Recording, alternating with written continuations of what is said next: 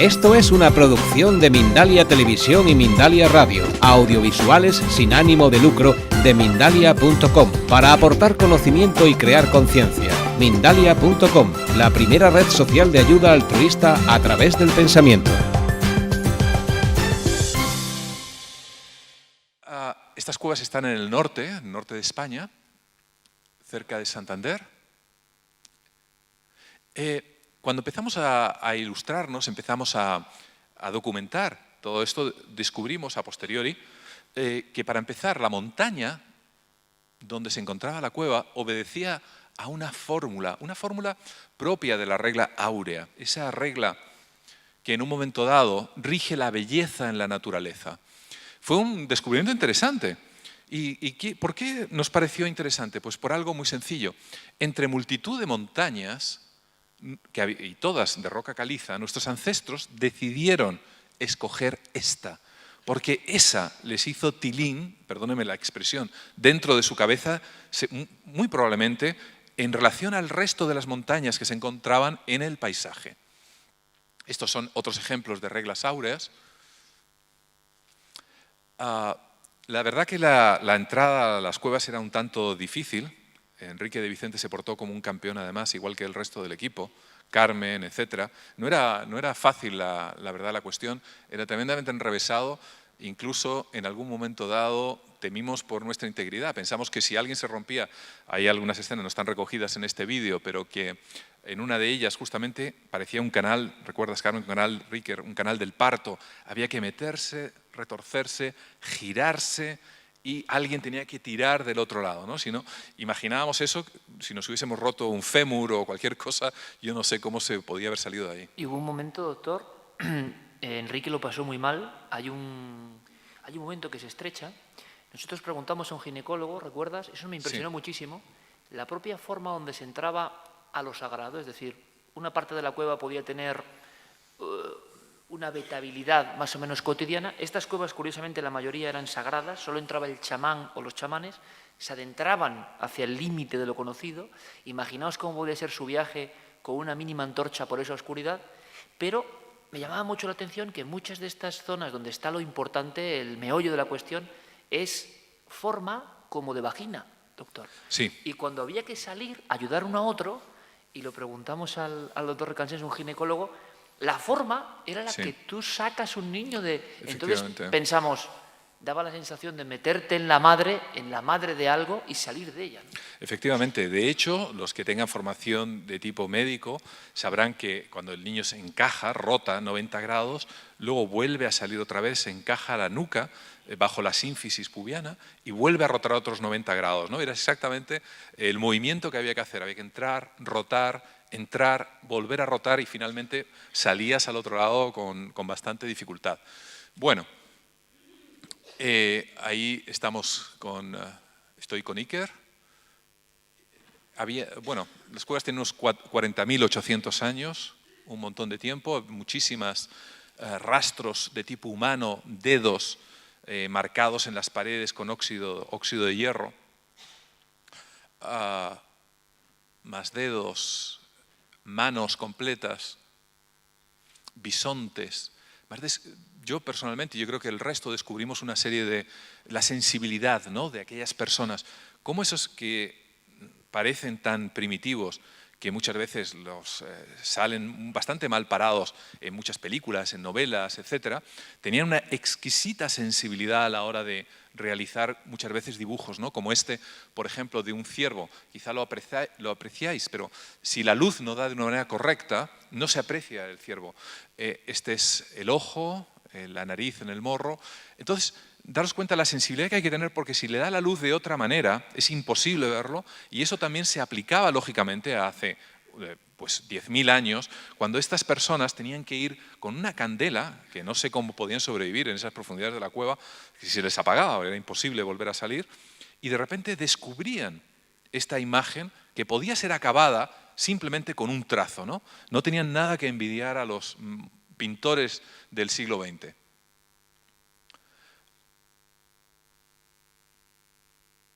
Bueno, esta quizá es una de de las figuras, ¿no?, más notorias en el que una estalagmita ha sido tallada manualmente, la parte superior, de manera que cuando se producía, cuando se iluminaba desde un lateral, se obtenía realmente esta figura, ¿no?, tan quizá antropomórfica, con una especie de cuerno, ¿no?, que la verdad que impresionaba, porque además la sombra podía tener varios metros de longitud. Incluso, si os fijáis, aquí pasa que quizás está demasiado iluminado, pero en esta zona estamos iluminando, Carmen la está iluminando en este momento, y podéis ver esta figura como no solamente en un momento determinado se proyecta, sino al mover la luz, una luz titilante, parece que adquiere vida y empieza literalmente a moverse de un lado al otro. Era tremendamente impresionante en esta cueva tan profunda, en esa soledad absoluta, de repente ver esto. Y nos dimos cuenta, y ahí fue el momento, Iker, que nos miramos, que sin quererlo, porque hemos empezado a jugar, a experimentar, estábamos reproduciendo lo que había ocurrido quizá hace 10, 15 o 20.000 años. Nos dimos cuenta, caray, esto seguro que lo hacían en aquel momento, porque era de sentido común, ¿no? Nuestra propia manera de pensar, nuestro impulso neurológico, el que tenemos heredado desde hace miles de años, nos llevó a hacer exactamente lo que nuestros ancestros seguramente hicieron en aquel momento, que fue Doctor, jugar. si me permites, porque ¿Sí? esto es muy impresionante. Interviene cuando quieras, Iker, por favor. Bueno, sí. yo te estoy aquí Nada. bombardeando. Nada. Está en mi ego que tengo que intervenir en cualquier... Ya me conocen, ya me conocen. Nada. No, si es para que, evidentemente, porque yo soy muy fan de esto, claro. Doctor, y si recuerdas que es lo impresionante, también la doble visión, ¿no? Lo que tú representas, la heterodoxia valiente. ¿Qué decía la ortodoxia de esta figura? Esta caverna era conocida. Esta caverna está habitada por lo menos hace 40 y pico mil años, que es irnos casi a otra humanidad. Pero este salón gigantesco da la impresión de que estaba casi acolmatado para que allí se contaran las historias del mundo. Sí. ¿Qué ocurre? ¿Qué decía la ortodoxia? Fijaos la visión, que es que esta anécdota es muy bonita. Había dos franjas, no sé si lo vas a contar tú ahora, doctor, o no. Cuéntalo. Pero había dos franjas negras en la pared donde estáis viendo la figura. O sea, oficialmente, la ciencia durante 45 años decía sala A con dos franjas negras.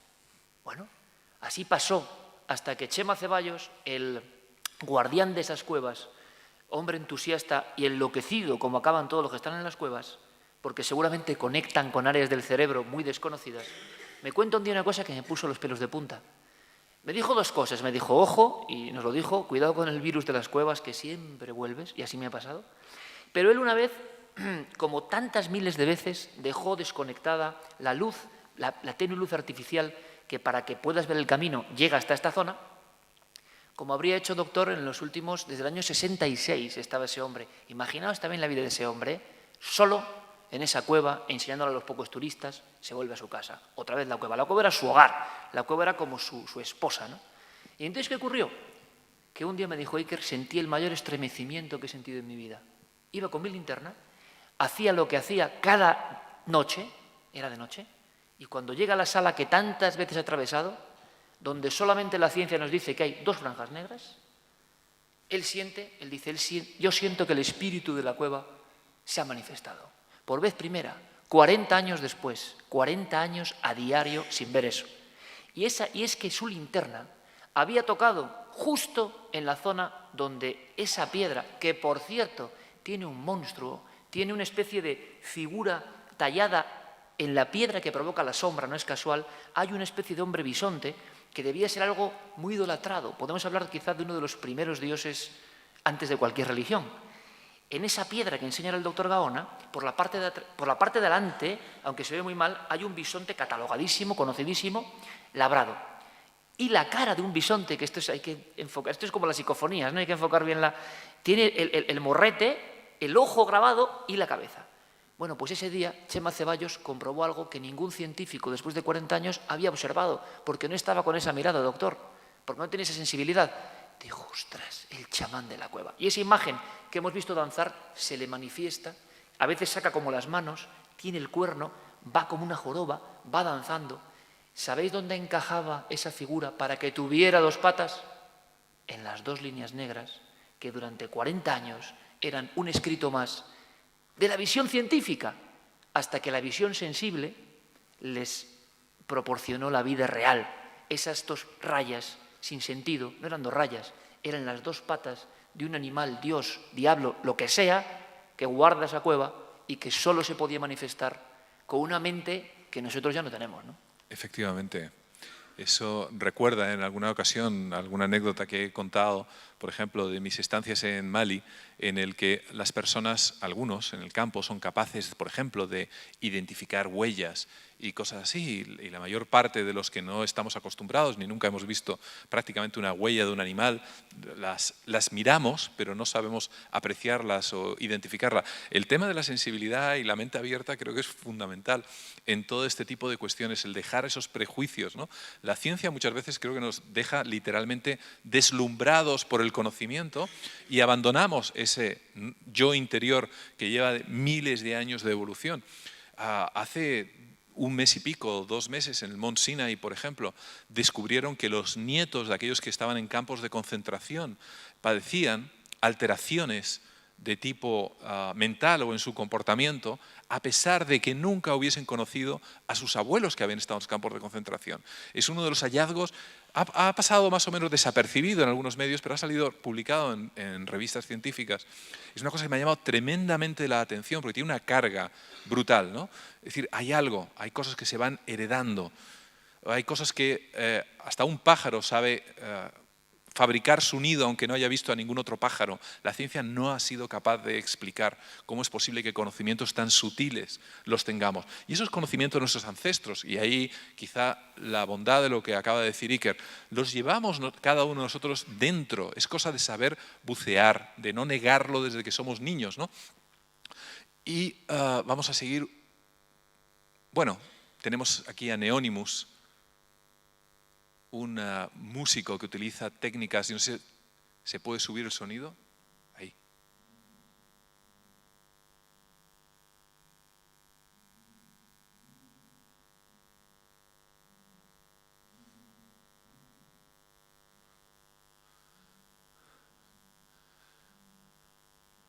Nos dedicamos a hacer experimentos sonoros en esa cueva. La cueva tenía a un lado, justamente enfrente, este ser, esta especie de bisonte, con ese cuerno brutal, con esas sombras.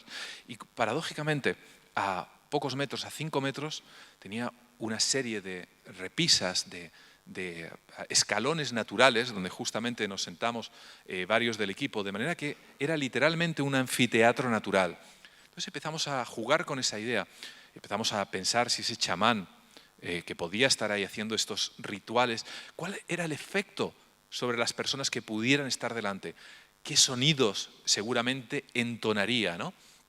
Entonces, basándonos en unos poquísimos trabajos que existen sobre arqueoacústica, nos llevamos un montón de equipo. Esto es una representación de la cueva, no es la auténtica. Unos altavoces, un amplificador en el cual emitíamos frecuencias y eran recogidas por un micrófono omnidireccional de tipo científico, la verdad, muy especial, que se ponía al otro lado de la cueva. Entonces nos dedicamos a emitir sonidos, frecuencias, a partir de 20 hercios, que son las audibles, de 20, 30, 40, de 10 en 10 hercios, hasta prácticamente los 20.000 hercios, que es el tope que aproximadamente la mayor parte de nosotros, si tenemos bien el oído, podemos escuchar. Entonces, ¿cuál era la frecuencia que mejor se escuchaba? Esto os lo voy a ahorrar porque puede ser un poco desagradable. Al otro lado teníamos el micrófono, el ordenador, que íbamos captando todo este tipo de cosas. Descubrimos algo importante. Se repetía en estas cuevas un patrón que no solamente se da en cuevas, ahora veréis también en qué otro sitio también se da, que son de 110 hercios. Este patrón de 110 hercios no es una cuestión banal. Y además, ahora se os pondrá a alguno de vosotros la carne de gallina lo que descubrimos posteriormente a esto. Estos 110 hercios era la frecuencia que mejor rebotaba en las paredes de la cueva. Es decir, cuando el chamán en un momento dado entonase cánticos, cuando aplicase algún instrumento, cuando hiciese cualquier tipo de sonido, los que se encontraban justamente al otro lado, que es donde habíamos puesto el micrófono omnidireccional, recibía esta frecuencia la más intensa de todas. Se perdían muchas de ellas, pero la que llegaba y la que realmente te golpeaba era de 210 hercios. Puede parecer una cuestión banal, pero ahora veréis lo interesante que es esto.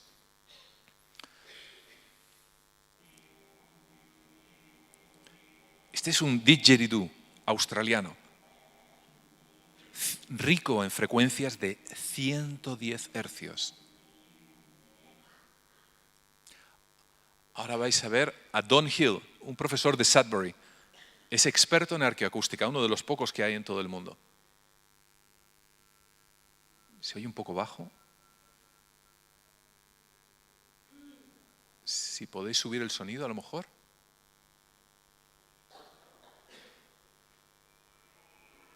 Ya.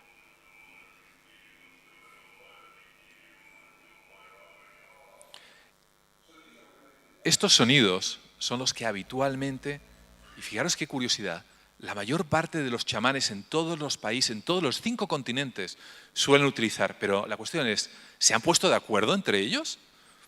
¿Se han enviado correos electrónicos? ¿Cómo es posible que casi todo el mundo haya o utilice este tipo de frecuencias? ¿Acaso aquellos en la cueva tenían una serie de aparataje científico, ¿no?, como para poder en un momento determinado medir esta frecuencia? Claro que no. Pero es muy sencillo de entender. En un momento dado, cuando se comienzan estos sonidos, hay algunos, literalmente, que molan más desde el punto de vista espiritual. ¿Y por qué sucede esto? Esto fue quizá uno de los mejores hallazgos. ¿Por qué? Porque empieza un cambio de dominancia hemisférica del hemisferio izquierdo al hemisferio derecho. Aumenta la creatividad, aumentan las emociones con los 110 hercios. Y esto sucede en estas voces e instrumentos de baja frecuencia. Y sobre todo, el hemisferio derecho controla los sentimientos, las sensaciones. Y esto es quizá una de las claves de la cuestión. No solamente esto, sino que estos 10 hercios, 110 hercios, y esto fue un descubrimiento del cual estamos bastante orgullosos en nuestro equipo, porque no había sido descrito en la literatura científica hasta este año pasado. De hecho, nos invitaron a Helsinki en junio a la Conferencia Internacional sobre la Consciencia para presentar este hallazgo. Esto desplaza 49,63 centímetros esta onda sinusoidal. Esto dirá, bueno, ¿y qué que tenga 49? Bueno, vais a ver el porqué. Esto es la publicación que la verdad que ha dado la vuelta al mundo. Estoy uno de los primeros autores, junto con Nicolas Rouleau, Caswell, Tesaro, Burke y Schumacher, que son de la Laurentian University. Ha sido uno de los, a propósito de las publicaciones dentro del mundo científico de la consciencia, digo, cada 2 por 3 vienen los correos electrónicos de donde lo has publicado con el número de hits que tiene, ¿no? Una de las más visitadas en los últimos meses. ¿Por qué? Porque justamente la circunferencia de un cráneo en el Homo sapiens, fijaros lo que tiene. Exactamente o muy parecido a esos 49 centímetros y pico. ¿Qué quiere decir esto? Que si en un momento dado es el cráneo y las ondas comienzan a azotarnos, la que mejor nos envuelve, nos engloba, es justamente la de los 110 hercios. Esto fue un descubrimiento, a nosotros nos pareció realmente apasionante hacer este descubrimiento, porque esto se ve también extrapolado a otro tipo de cuestiones dentro de lo que es la religión, experiencias extracorpóreas, movimientos oculares superiores. Por ejemplo, en el convento de Santo Domingo de Lisboa, cerca del altar, hicimos mediciones, al igual que en otras iglesias, otra vez más. En las primeras filas, los 110 hercios. Aquellas personas que se encuentran más cerca del púlpito, aquellas personas que se encuentran más cerca del sacerdote, de ese chamán moderno, son las que mayor repercusión espiritual tienen neurológicamente hablando. ¿Con esto quiere decir que estamos apuntalando quizá alguna faceta del ateísmo, por ejemplo? No, no, en absoluto. Son estructuras neurológicas que todos llevamos dentro. Incluso hay autores americanos que sabéis que llaman a ese lóbulo temporal derecho, por ejemplo, la antena de Dios, ¿no? Es decir, son estructuras que vienen prefabricadas, que no sabemos exactamente para qué, pero quizás sea por ese motivo que los humanos somos quizá los únicos, aparentemente, que tenemos esa vida espiritual, además de la propiamente dicha biológica. Bueno, es el casco de Dios dentro del... Ese la pusieron en el hormiguero, a propósito. No sé si tú lo viste, Iker. No, es una foto sacada con flash dentro de la cámara de Faraday en la Laurentian University. La verdad que ese casco no se utiliza más. Lo saqué porque es el que viene originalmente en muchísimas publicaciones y todo esto. Y lo que no me había dado cuenta cuando se publicó la fotografía en algunas revistas es que toda esta zona, esto es con el flash, estaba sumamente cochina, sucia. Hay algún orb ahí, ¿eh? Sí, hay algún orb también por ahí. Bueno, si os fijáis, a propósito, por curiosidad, el casco tiene una serie de bobinas sobre la glándula pineal, sobre el lóbulo temporal derecho, no se ve, pero también sobre el lóbulo temporal izquierdo, etcétera, etcétera. Bueno, lo del casco de Dios, algunos ya lo sabéis. Estamos haciendo más experimentos acerca del cerebro, y sigo hablando del cerebro pasivo. Pasaremos ahora rápidamente, y con eso ya acabaremos, al cerebro activo. Ese cerebro pasivo. Acabáis de ver un electroencefalograma con una serie de ondas, pero lo más llamativo del caso es que está conectado al cerebro, evidentemente a un cerebro de un cadáver. ¿Qué es lo que esto lo hemos publicado también este año pasado, qué es lo que intentamos demostrar con esto? Cómo nuestro cerebro recoge muchísimas señales del medio ambiente, señales de tipo electromagnético. Quizá muchos, los que hayáis tenido tocadiscos o tuvierais o un amplificador, habéis visto que cuando ponéis el dedo, por ejemplo, en la entrada, en el input, suena un zumbido muy grande. ¿Por qué? Porque nuestro cuerpo está recogiendo los 50 hercios de todas las líneas eléctricas que van por toda la casa. Tuvimos un caso, creo recordar que lo cuento en El Límite, hace un par de años, de una niña en Sudbury, por ejemplo, que tenía sensación de presencias, etcétera, y era porque había un reloj. Os recomiendo, a propósito, no tengáis nunca relojes de estos digitales de los que van enchufados a la red, porque crean unos campos electromagnéticos brutales dentro de lo que es el entorno, ¿no? A lo largo de 1,5 metros o 2 metros. También descubrimos por casualidad, por ejemplo, que en algunas líneas de autobuses en Madrid están mal aisladas y hay unos campos electromagnéticos brutales y te sientas al fondo, a la izquierda. Pero bueno, pequeñas cosas que muchas veces luego seguramente llegas a casa con dolor de cabeza o con sensaciones extrañas y no sabes ni siquiera por qué, ¿no? Esto forma parte del mismo experimento, lo cubrimos de un cráneo artificial con varios tipos de cerebros, de cráneos, etcétera, etcétera, y todos iban recogiendo señales, los cuales fuimos analizando posteriormente en algunas. Y ahora viene la segunda parte, y con esto ya entramos en la recta final para acabar la línea de investigación, ¿no? Pero realmente, bien, perfecto. Nuestro cerebro recoge muchísimas cosas. Uno de mis compañeros, Joy Caswell, le veréis ahora, está especializado, por ejemplo, en tormentas solares. ¿Cómo afectan las tormentas solares sobre nuestro cerebro, sobre nuestra salud incluso? Ha publicado un artículo hace 15 días en el que advierte que hay una relación inmensa entre infarto de miocardio, ictus y tormentas solares, por ejemplo. Hay una asociación estadística bastante grande, incluso entre homicidios y tormentas solares, por la mayor irritabilidad, quizá. Estamos hablando del efecto sobre millones de personas a la vez, ¿no? Entonces, para eso nos basamos en unos experimentos de los años 80, que es el ticoscopio del Dr. Peuch en Francia. Y es una especie de pequeño robot, muy sencillo, con una luz en la parte superior.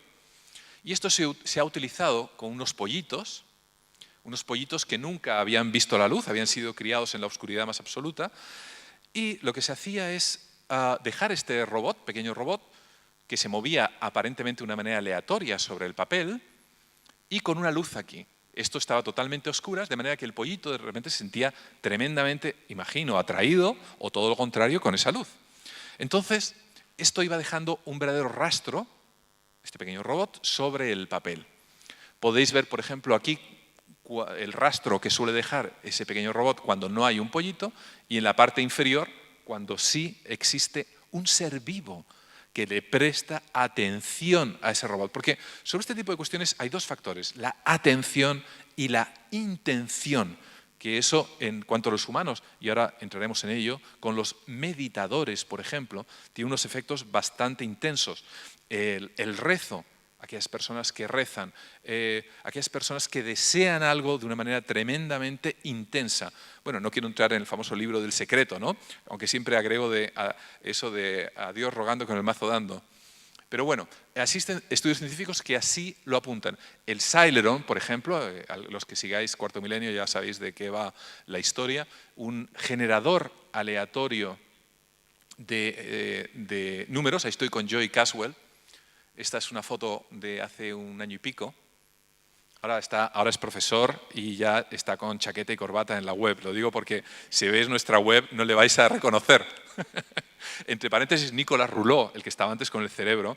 Casi todos mis compañeros ahí están tatuados, yo sigo sin tatuajes. Tiene una neurona tatuada en todo el brazo, ¿no? Todos son amantes de la neurología de una neurona que le llega de la muñeca prácticamente al antebrazo, ¿no? Todo el antebrazo. Y bueno, este Celeron se genera con un efecto túnel. Aquí podéis ver cómo sucede, es una barrera de potencial. Y bueno, la cuestión es que genera, y eso es lo más importante, ceros y unos al azar. Con lo cual se utilizan en criptografía, comunicaciones del ejército, comunicaciones secretas entre empresas, etc. Nosotros lo utilizamos realmente para ver cómo podemos alterar este azar con nuestra mente, ¿no? Es decir, entramos ya en la segunda etapa, no solamente el cerebro pasivo, sino ese cerebro que realmente puede interactuar sobre lo material. Y si puede interactuar sobre lo material, se abre un sinfín, una miriada realmente de posibilidades. Esta máquina es como tirar una moneda al aire miles y miles de veces. La puedes programar, te genera unas matrices de números, de ceros y unos, y evidentemente, si todo está en un momento determinado equilibrado, si tiras 1 millón de veces una moneda al aire, pues más o menos 500.000 saldrá cara, 500.000 cruz. Bien, perfecto. Es decir, más o menos tiene que salir como esta línea verde, ¿no? Mientras que si sobrepasa este P mayor de 0,05 o menor de 0,05, quiere decir que estadísticamente algo está influyendo sobre esa moneda, ¿no? Quizás se tira la moneda de una manera determinada, hay una corriente de aire, etc. En este caso estamos hablando de una máquina electrónica, evidentemente, que está totalmente encerrada dentro de una caja metálica. Hemos publicado varios artículos sobre esto en revistas científicas. Uno de ellos, ahí tenemos al propio Joy Caswell dentro de una cámara de Faraday, con unas bobinas enormes rodeándole, y en la parte central donde pone Rec Device es un Celeron. Hemos podido observar que cuando en un momento determinado se activan las bobinas y se aísla al individuo, también se altera nuestra capacidad en un momento dado de microtelequinesia, que es como se denomina este fenómeno, y también, ahí agárrense, la telepatía.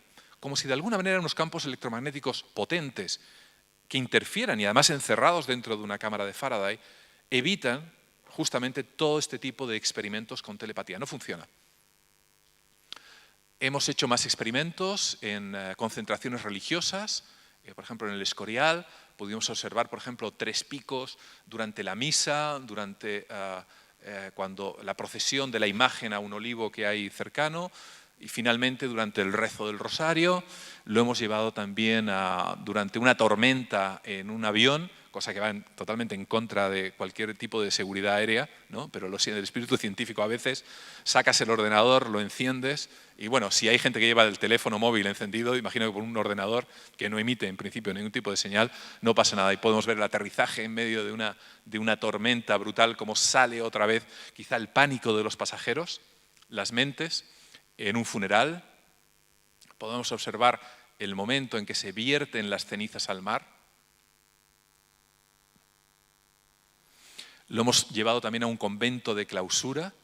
Lo tenemos aquí debajo justamente del altar. Sí, bueno. Es una pequeña anécdota. Me arrodillé para programar el ordenador y todas las monjitas se arrodillaron a mi lado. La verdad que eran adorables estas monjitas, ¿no? Se arrodillaron, yo me quedé, pues bueno, era para sacar una pequeña foto, pero nadie les dijo que se arrodillaran. Bueno, lo dejamos ahí una serie de días, prácticamente 2 semanas, y bueno, fue brutal, ¿no? Había una relación cuando las monjitas entraban en aquella sala. Además, desde el punto de vista científico, estas monjitas eran ideales, porque sabíamos exactamente a qué hora se levantaban, a qué hora comían, a qué hora rezaban, cuándo cantaban, cuándo rezaban el rosario. Perfecto, sabemos exactamente lo que hacían cada uno de los días. Encontramos una asociación estadística, como podéis ver ahí, sale de la media del punto de vista, pero salvaje. En otros momentos también salía de lo que es la media, no me voy a meter en gráficos ni nada. Mirar, por ejemplo, ¿no? Brutal. Nos llevamos también, empezamos a tener una serie de ideas. Dio la casualidad que me encontré con Dean Radin, el director del Noetic Institute en California, Y le dije, oye, Dean, ¿ha hecho alguien algún experimento de estos en un matadero? Me miró, dijo, pues no, quizás es nuestra inventiva latina, ¿no? Dijimos, pues esta es la mía. Entonces nos fuimos a uno de los mayores mataderos, segundo o tercero mayores de Europa, que está en España, muy cerca de Madrid. Matan miles y miles de cerdos todos los días, ¿no? Y además, nuevamente, científicamente es fantástico porque ahora os explicaré el porqué. Bueno, empujaban a los cerdos por un pasillo, nada más bajarse del camión, con una picana eléctrica, lo siento si alguien muy sensible a los animales, apenas se ve nada. Los empujaban dentro de una cámara que hay dióxido de carbono. La mayor parte no, todos los trabajadores además llevan protectores auditivos justamente por los chillidos. Entre paréntesis os diré que los chillidos de los corderos se asemejan a los bebés. Y tuve interesantes conversaciones acerca del sufrimiento psicológico, lo voy a quitar ya. Ahí aparte de arriba pusimos el rec, lo quito. Este es el pasillo para que os hagáis una idea, aquí hay un trabajador, esta es una cámara donde entran los cerdos como si fuesen el revólver de una pistola, va girando, en la parte inferior está lleno de dióxido de carbono porque es más pesado que el aire. Entonces se atontan, pierden la consciencia y a la salida son inmediatamente sacrificados cuando supuestamente están inconscientes. Entonces pusimos nuestro generador de números aleatorio en la parte superior de la cámara, donde son prácticamente sacrificados y donde los cerdos además tienen, la verdad sea dicha, es decir, yo entiendo que a muchas personas puedan o no les gusten los toros, pero eso es porque no han estado en un matadero, se lo aseguro. El pánico, el miedo, la acumulación de heces, de sangre, de orina, etc. Y la comunicación entre los cerdos se puede realmente vivir en el aire. Hay una comunicación entre unos que no quieren avanzar y los obreros, los trabajadores que los empujan y sabiendo, estoy totalmente convencido que saben exactamente hacia dónde van. Era un sitio ideal.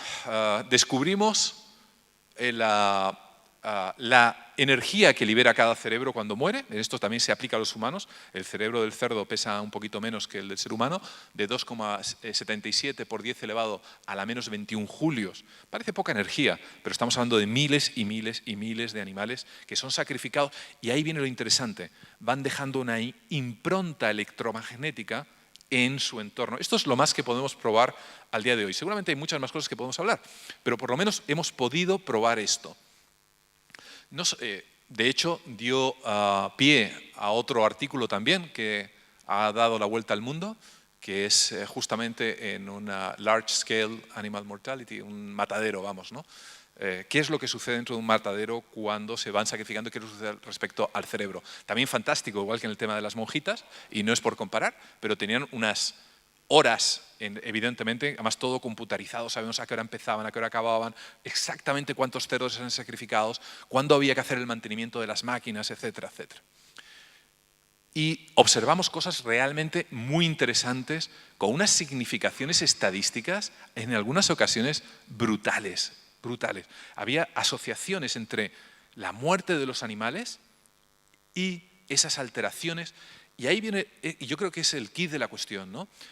Sobre unos aparatos, es decir, algo salía de ese cerebro que alteraba al aparato. Nuestro mundo psicológico, mental, neurológico, espiritual, podemos llamarlo como nos dé la gana, pero alteraba la materia. Ese es el quid de la cuestión.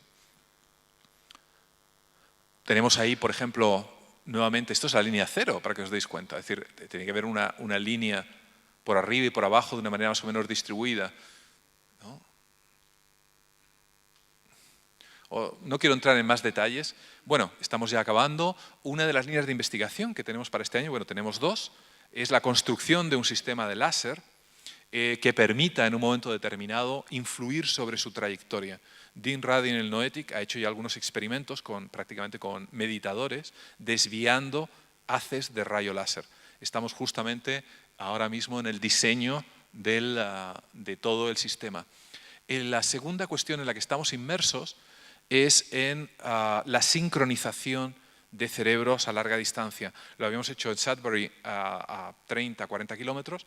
Lo hicimos este verano a 6.000 kilómetros de distancia. Ya ha salido una publicación. hicimos un experimento de enlazamiento con esto que tiene, bueno, es que no se le ve muy bien, pero tiene un toroide, es decir, una especie de bobina sobre la cabeza, conectada. Tenemos una serie de ordenadores sincronizados con un reloj atómico en Sudbury, en Madrid y en Berlín. Entonces lo que hicimos fue ver cómo influía en un momento dado, sincronizábamos, aquí se emitían una serie de frecuencias en el toroide y se sincronizaban en un momento determinado Berlín con Canadá, Madrid con Canadá y viceversa, ¿no? Entonces encontramos, hay algunas, poco porque eso fue justamente ya cuando se iba a publicar el libro, no hay mucha chicha en el libro, pero hay alguna referencia al mismo. Observamos cómo comenzaban las sincronías, cómo comenzaban en un momento determinado los cerebros a vibrar de la misma manera en un lado y en otro. Hasta el punto que en uno de los casos, no recuerdo la verdad si lo refiero en el libro o no, pero sin saber, por supuesto, quién había al otro lado, el de Berlín no sabía quién había en Canadá, ni el de Madrid sabía quién había en Canadá, ni el de Canadá quién había en Madrid y viceversa, ¿no?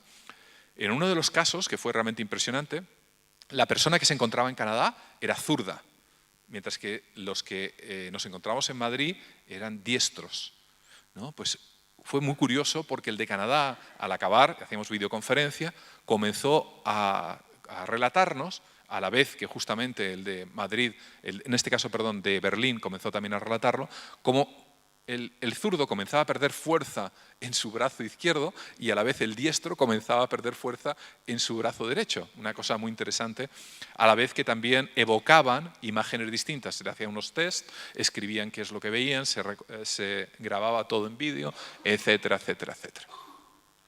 Y bueno, este es nuestro grupo, alguno que tenga interés, el tarteam.org. Somos 12 científicos en varios lugares del mundo, la mayor parte en Canadá y en Estados Unidos. Y con esto doy por terminada. Es una aproximación más o menos de lo que habéis podido encontrar en el libro, ¿no? Como veis, ahora quizá entendéis por qué se llama el límite, ¿no? Porque realmente nos acercamos al límite del límite del límite, donde muchas cosas a lo mejor habrá que modificarlas en los próximos años, aclararlas, puntualizarlas. Pero hay ya una serie de cuestiones que, por ejemplo, el propio Dean Radin dice: yo ya no voy a hacer más experimentos acerca de cómo la mente influye en la materia. Quien quiera verlos, ahí los tiene, ¿no? Y esto abre muchísimas posibilidades. ¿Cómo influimos una mente sobre la otra? ¿Por qué esa madre en un momento determinado o esa persona puede notar cuando un amigo o un conocido sufre un accidente, que fue justamente lo que le pasó a Hans Berger, el que inventó el electroencefalograma, cuando su hermano fue herido en la guerra, tuvo un presentimiento, le mandó un telegrama y él dijo: ¿cómo sabías que a esa hora, ese día, me había sucedido algo? Y a partir de ahí Berger desarrolló el aparato. Es decir, cuestiones que muchas veces nos vamos encontrando continuamente. Sheldrick ha hecho una serie de experimentos también, por ejemplo, con teléfonos, etcétera, muy sencillos pero muy originales, en el que se introducen esa sensación que todos hemos tenido de repente: me va a llamar fulanito, y en ese instante suena el teléfono. Ya sé que si fuese un científico ortodoxo diría que bueno, que estabas esperando la llamada y tal y cual, pero se ha comprobado experimentalmente que somos capaces de prever muchas veces, por ejemplo, quién nos va a llamar, o ese sonido, ese teléfono, antes de que veamos hoy en día con la identificación de llamada quién es, quién nos ha estado llamando. Explicaría fenómenos de telepatía, explicaría fenómenos de microtelequinesia, explicaría fenómenos muchas veces también de curaciones, de movilizaciones de sustancias, de hormonas dentro de nuestro propio organismo. Al día de hoy todavía no hemos podido explicar qué es la consciencia, cómo es posible que esa consciencia en un momento dado tenga trascendencia. Muchas veces cuando alguien me pregunta cómo es posible que eso de la consciencia, ¿dónde está? Sí, claro, seguramente está gran parte del cerebro. El fenómeno también de la consciencia global, que ya Jung apuntaba a principios del siglo XX. Pero ¿cómo es posible que esa consciencia, eso que es tan etéreo, que no se puede atrapar, que no tiene una traducción exacta, letra a letra, sea capaz de pensar, por ejemplo, que voy a mover un brazo y de repente lo mueva? Es una de las mayores pruebas de que en un momento dado esa consciencia, ese espíritu, lo que quieras llamar, tiene una trascendencia material. Puede afectar en un momento dado una traducción de lo que tenemos. Y todo esto, este tipo de conocimientos, desde mi punto de vista, realmente son anécdotas. Ello lo que cambia es la percepción que tenemos del mundo, es la percepción de lo que nos rodea. Es hacernos preguntas de qué es lo que está realmente delante nuestro, cómo es este mundo que nos rodea. Me he cansado de decir que vivimos dentro de una caja de calcio, estamos encerrados dentro de nuestro cráneo. ¿Qué es lo que hay fuera? Vemos colores, oímos sonidos, pero ¿qué es lo que realmente hay fuera? ¿Cómo es el mundo alrededor nuestro? Ya Platón se lo preguntaba, ¿no? Se lo planteaba en la famosa cueva. Pero hoy en día, con tantos conocimientos neurológicos, ¿cómo es realmente ese mundo que nos rodea? Yo creo personalmente que estamos tremendamente castrados con los sentidos, tenemos muy poca información. Tenemos para movernos, es verdad, para cazar, para esos sentidos ancestrales, para evitar la fiera que salta encima nuestro, pero hay muchísimas cosas más alrededor que no somos capaces muchas veces de captar. Y quizá tampoco sea este el método adecuado, son solamente aproximaciones de lo que tirar sedales, ¿no? Parnia lo intentó con las pantallas, quizá no sea la manera correcta. Muchas veces conversamos si acaso los generadores de números aleatorios sea el camino correcto, pero realmente lo que estamos haciendo es acercarnos otra vez a esa espiritualidad y a esos sentidos, porque dentro de nosotros mismos tenemos máquinas mucho más sofisticadas que los generadores de números aleatorios. Tenemos sensaciones y sentidos mucho más sofisticados que esos láser. Tan solo hay que saberse escuchar. Hay personas, entre vosotros seguramente que habéis venido aquí porque os interesa el tema, que tenéis una sensibilidad especial para ello. No lo rechacéis, no digáis tampoco a los niños cuando evidentemente os cuentan alguna cuestión de que han visto algo, de que han sentido algo. Justamente hoy Carmen rebotaba un correo electrónico de una madre que tenía una niña. Nos pasa con mucha frecuencia, además quizá con lo de ser psiquiatra y saber que colaboro en este tipo de investigación nos llegan muchos casos, ¿no? Una niña que veía, una niña muy pequeña, ¿verdad, Carmen? De 5 años, que veía cosas extrañas, que relataba cosas raras en derredor. Lo más tentador es decirle a ese niño o a esa niña, venga, no digas tonterías, eso no existe. Y eso va modelando la traducción de la realidad. Por el contrario, justamente aquellas personas que tienen ese cerebro tan especial, antiguamente muchas veces y modernamente también, muchas veces que han sufrido de epilepsia, antiguos chamanes, ¿no? Con esos lóbulos temporales muchas veces excitados, hiperdesarrollados, son los que son capaces de percibir, de tener ese tercer ojo que traduce una realidad que la mayor parte de los mortales no es capaz de ver, ¿no? Y yo creo que por ahí van los tiros, por ahí va el libro, por ahí va el desarrollo de esta verdadera corriente de pensamiento. Pero, doctor, adelantándome un poco porque me parece impresionante, un hito, pero estamos siendo bombardeados, hemos empezado hablando de lo políticamente correcto, el bombardeo que nos llega incluso a nivel editorial, con grandes divulgadores, con todo mi respeto, es la mente está en el cerebro. Lo que recibe el gran público, excepto herejes como los que hay por aquí, es todo lo contrario. O sea, todo lo contrario a tus experimentos puramente científicos. Los puedes divulgar tú, pero lo que nos llega es, hablando de lo políticamente correcto, nada de trascendencia, nada de consciencia no local, ni hablar de alma, que sería algo... la mente está en el cerebro. Éxito editorial. Por ahí van los tiros. Quien salga de eso es un idiota. Así es, sí. ¿No? Así es. Eso entra dentro de la corriente materialista tan intensa que hemos y seguimos viviendo estos últimos años. Viene de la renuncia muchas veces a este tipo de sensaciones que son tremendamente ricas. Está inspirado y también es la piedra angular de muchos laboratorios, no nos vamos a engañar. Medicinas que en muchas ocasiones es verdad que funcionan. Pero fijaros qué curioso. Mirad qué impresionante una noticia que ha pasado desapercibida seguramente para la mayor parte de vosotros hace prácticamente un mes y medio. En Estados Unidos, la FDA está teniendo graves problemas a la hora de homologar sus medicamentos. ¿Por qué? Sobre todo los psicofármacos. Pero fijaros qué curioso. Sabéis que cuando se va en un momento dado, se hacen experimentos clínicos, se compara con un placebo para ver cómo es realmente su efecto frente a una sustancia aparentemente inocua. Bueno, lo que está sucediendo es lo siguiente. Los placebos están haciendo tanto efecto, justamente por este bombardeo que dice Iker, de lo material, de que esto funciona, que actualmente muchos laboratorios, después de haberse gastado millones y millones de dólares, no pueden homologar sus medicamentos. ¿Por qué? Porque funciona prácticamente igual que el placebo. Y esto trasciende, tiene una doble lectura, ¿no? Por un lado, evidentemente, ha funcionado tan bien la publicidad de esos laboratorios de que este fármaco le va a hacer en usted milagros, que la gente evidentemente se lo ha creído. Pero ¿qué es lo que le funciona con el placebo? Su mundo interior, su espíritu, su creencia, ¿no? Cree que eso que le están dando le va a funcionar. Los médicos, los psiquiatras particularmente, tenemos la experiencia de que si el medicamento es caro, además, funciona aún mejor. Cuando le mandamos algo que vale 2 euros con 3, dice, pero por favor, doctor, si eso es una porquería. Y bueno, mire, este de 80 euros le convence más. Venga, el de 80 euros. Fuera de broma. Suena un poco de risa, pero es verdad, funciona mejor, creerme.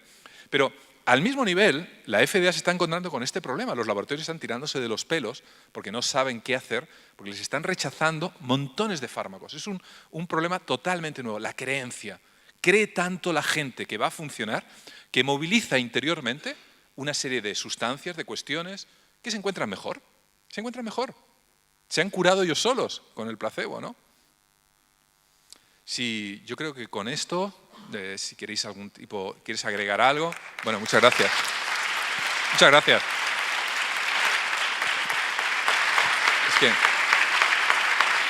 Muchas gracias. Muchas gracias. Gracias. Que tampoco quiero que se haga tarde. Que no se haga tarde y si pues, lo breve... Con estas palabras tan sugerentes del doctor, cerramos este acto, a no ser, Iker, si quieres añadir algo más. Solo decir que yo creo que lo cierre Iker, sí, porque claro, a lo mejor es el último acto que cierra. Exacto, además igual es el último acto. Sacar vivo. fotos de Iker porque sí, no sabemos si después... Es que va a ser un poco controvertido alguna cuestión de un próximo programa. Yo creo que todo lo que hemos dicho en la presentación de Gaona, que en un principio puede parecer exagerado y puede parecer obra de un amigo especialmente entusiasta, pues se ha quedado más que demostrado, ¿no? Porque este libro es la puerta para entender cosas que tienen que ver con todo lo que estamos contando en Cuarto Milenio, con todo lo que interesa al público del misterio, porque no deja de ser misterioso. Quiere decir todavía que la pregunta está más cerca de nosotros mismos. Muchos de los misterios no es que se expliquen, es que cobran nueva potencia, nueva dimensión con lo que está haciendo Gaona. Yo os hablaba de hito, de héroe, de histórico, de contracorriente, y creo que él mejor que yo lo ha demostrado. O sea, no es solo amor de amigo, de seguidor incondicional, sino que él, yo estaba, y mira que le he escuchado a veces contar cosas en el programa, pero estaba tan asombrado porque lo que implica cada anécdota que dice Gaona, que ha explicado, ¿no?